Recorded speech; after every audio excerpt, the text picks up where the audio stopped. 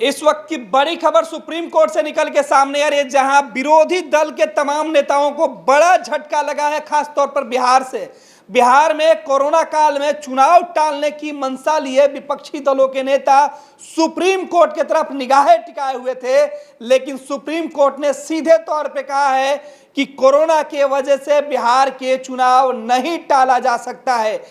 Election commission को यह पूरी आजादी होगी कि वो अपने अनुसार चुनाव करा सकते हैं। तो सीधे तौर पे कह सकते हैं बिहार में तेजस्वी यादव को बड़ा झटका लगा है, विपक्षी दलों को झटका लगा है, कांग्रेस को झटका लगा है, साथ ही साथ एनडीए के सहयोगी चिराग पासवान को भी बड़ा झटका लगा है। यानी सुप्रीम कोर्ट ने बिहार चुनाव को लेकर दखल अंदाजी से सीधे तौर पे मना कर दिया है। उन्होंने कहा है कि ऐसे हालात में इलेक्शन कमीशन को जो फैसला लेना है वो ले सकती है। कोरोना के वजह से या कोरोना संक्रमण के नाम पर चुनाव नहीं टाला जा सकता है।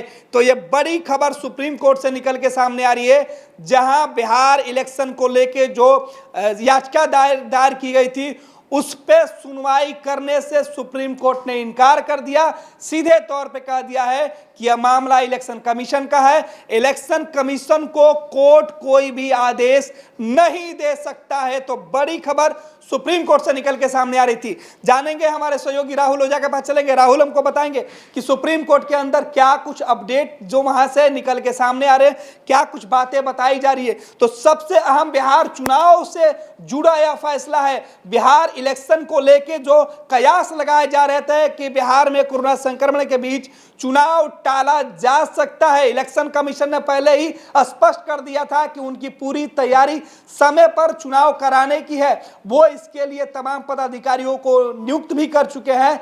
लेकिन इस बीच एक याचिका सुप्रीम कोर्ट पहुंची थी जिसमें कहा गया था कि संक्रमण के इस दौर में बिहार में विधानसभा का चुनाव फिलहाल टाल दिया जाए, जिस पे आज सुनवाई के दौरान सुप्रीम कोर्ट ने सीधे तौर पे जो गाइडलाइन दी है उसकी चर्चा करेंगे राहुल से।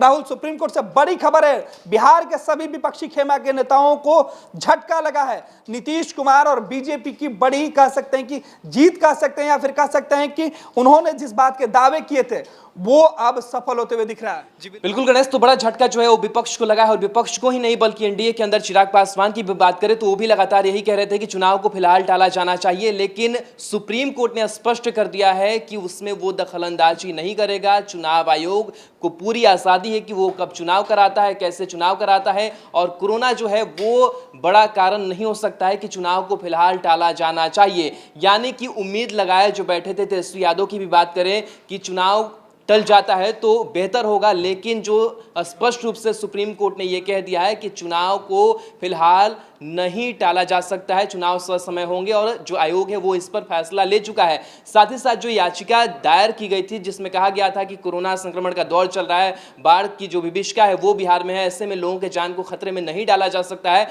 उस पर भी टिप्पणी सुप्रीम कोर्ट ने बड़ी की है और कहा है कि जो इंटेंशन है इस याचिका डालने वाले की वो इंटेंशन गलत है। इसलिए सुप्रीम कोर्ट में इसकी जो सुनवाई है वो नहीं हुई, और कहीं ना कहीं कह सकते हैं कि इस याचिका को मंजूर तो जरूर किया गया था, लेकिन इस पर सुनवाई के दौरान सुप्रीम कोर्ट ने स्पष्ट कर दिया कि पूरी जो आज़ादी है वो चुनाव आयोग की है, इसलिए बिहार का जो चुनाव है वो ससमय किया जाएगा। हालांकि चुनाव तैयारियों की बात करें तो लगातार जो विपक्ष है वो इस बात को लेकर के चल रहा था कि चुनाव टल भी सकता है, लेकिन जिस तरीके से स्पष्टीकरण सुप्रीम कोर्ट की तरफ से दे दी गई है, एक जो बड़ा झटका है वो लग गया है, और कहीं ना कहीं कह सकते हैं कि अब जानकर या फिर कह सकते हैं कि किसी भी तरीके से अब चुनाव की पूरी तैयारी में जो है वो आना होगा, क्योंकि सुप्रीम कोर्ट ने भी स्पष्ट कर दिया। अब इस पर कोई विवाद जो है वो अब नहीं बनता हुआ दिखाई दे रहा है कि सुप्रीम जो चुनाव है वो होगा या फिर नहीं होगा। चुनाव जो है वो समय पर अक्टूबर या नवंबर महीने में जो है वो बिहार में होने जा रहा है। गणेश।